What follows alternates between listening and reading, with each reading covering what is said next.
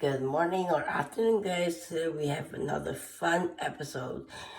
It's actually a compilation of Jordan Peterson on ADHD. He has a video out of the compilation of that, so I thought to do it again. So there we go. People who are neurologically damaged, who have physiological reasons for difficulty in maintaining optimized attentional focus. You see that in people, for example, who have fetal alcohol syndrome. Most of the... Okay, you just compared ADHD to fetal alcohol syndrome. What? As far as I'm concerned, it's a rubbish diagnosis. Hours a day. Okay. Saying that all children diagnosed with hyperactivity are conduct disordered. I'm saying that more aggressive boys tend to manifest symptoms that sometimes tilt them towards juvenile criminality and sometimes tilt them towards attention deficit disorder and hyperactivity. All right, so let's talk about that. I do agree that sometimes the oppression can lead to criminality, which is true. And I do agree, especially in boys. However, what I do not agree is that he uses ADHD and hyperactivity together interchangeably. And this is throughout all his videos and all his commentaries on ADHD. And that is just not the right definition. Hyperactivity is only one of the 9 symptoms or conditions that you can have when you have ADHD. ADHD is dopamine deficit disorder. Okay, ADHD is not a disorder itself. It's actually a superpower, and as I said before in my 100 episodes. So let's keep listening. It's partly their somewhat rebellious temperament. And so if you're disagreeable and extroverted and creative, well, then why wouldn't you be hyperactive? Okay. Tilt toward ADHD and hyperactivity. Okay, you can tilt towards hyperactivity, but you cannot tilt towards ADHD. ADHD is genetic. You're born with it, and that's how it is. You don't develop ADHD over time. Okay, you might not be diagnosed when you're a kid, or not until you're an adult, like I did. I'm sorry, that just doesn't make any sense to me. All right, okay, so let's see the next one. He said, if you're disagreeable and extroverted, why wouldn't you be hyperactive? Huh? Mutually exclusive. There is no correlation between the 3. They are not mutually exclusive, but they're also mutually exclusive. I can't get into the statistical, knowledge about this right now. But that doesn't mean that the 3 things you say often are in direct relationship or correlation at all. Think about this. If you're disagreeable, why wouldn't you be hyperactive? Does that make any sense? No. If you're extroverted, why wouldn't you be hyperactive? What? It makes no sense if you break it down and actually talk about logic in what he said. Amphetamines were first used to treat hyperactivity. The hypothesis was kids who are hyperactive or attention deficit disordered are of a different neurological type. Now, okay, so I said about this before in my previous episode, where I did the same recording as Jordan Peterson's original recording, that there is no such thing. I looked it up again and again, neurological type. There's no such thing. There's no ADHD spectrum. It's not like autism spectrum. There is no neurological type spectrum. I'm sorry, that's the wrong word to say. As I said, in rare circumstances, that's true. But abs put him on amphetamines, his attentional focus improves. Now, the original hypothesis was that's because these abnormally neurologically structured hyperactive boys have a paradoxical reaction to amphetamine administration. It calms them down, whereas with normal people, they become more stimulated. There's a word for overstimulation. The word is, but listen. 1, 2, 3, 4, 5, 6.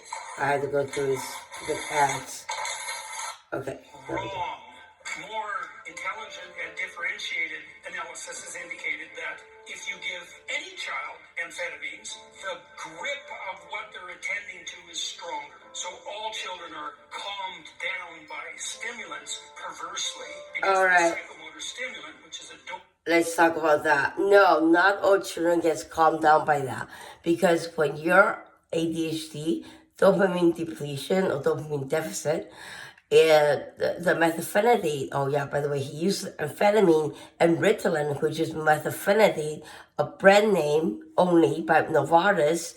He uses those two words interchangeably. No, they're not interchangeable. Methylphenidate is not amphetamine. Amphetamine is Adderall. Methylphenidate is Ritalin. And I hate saying that word Ritalin because just like it is, he's also make it a negative stigma that you're taking Ritalin when he says the word Ritalin only when he talks about amphetamine, like we're all druggies and a lot of stuff like that. No, I don't believe that. So another thing, okay, let's keep listening. Next is 5:35. Okay. It's from temperamental variation. So, for example, if you're high in openness and high in extroversion, low in agreeableness, conscientiousness, and high in neuroticism, you're likely to manifest symptoms of ADHD. It's because you're exploratory, you don't like to sit down, you're full of ideas, your attention scatters across a wide variety of topics, and you're not very stable. Temperamental variation is also much more common.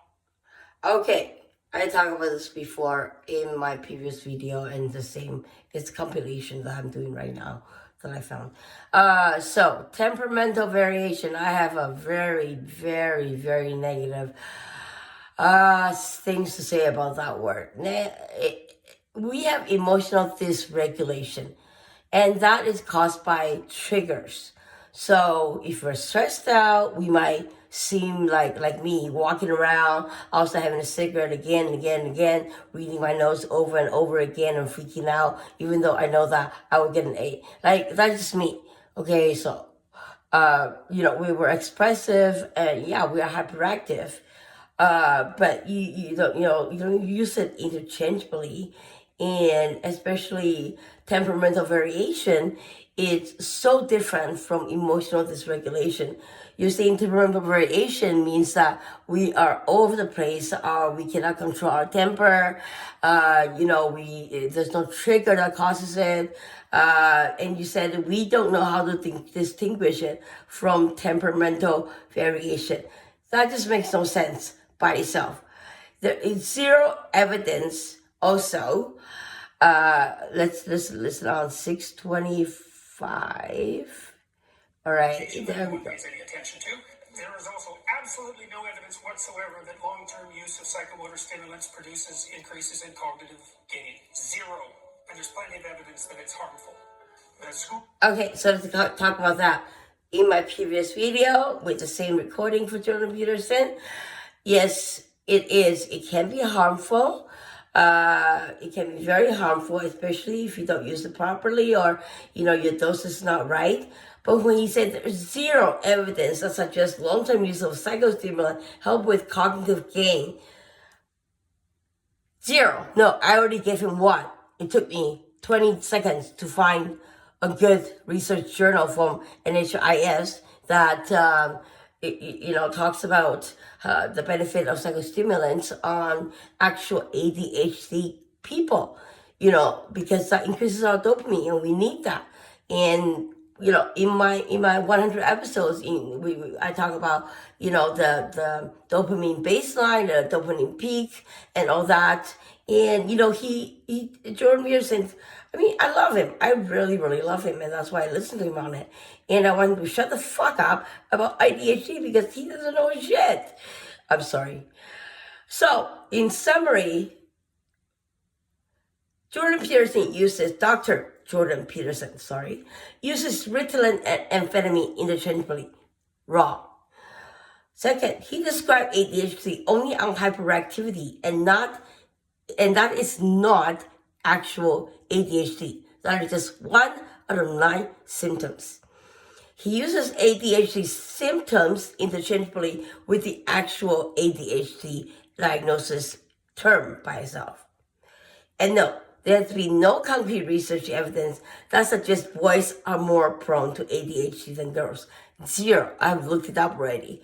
Please correct me if I'm wrong and send me the research journal link, please. I would love to read it. So there we go. Commentary on Jordan Peterson. Thank you very much for listening. And thank you very much for laughing at my funny faces. Bye-bye.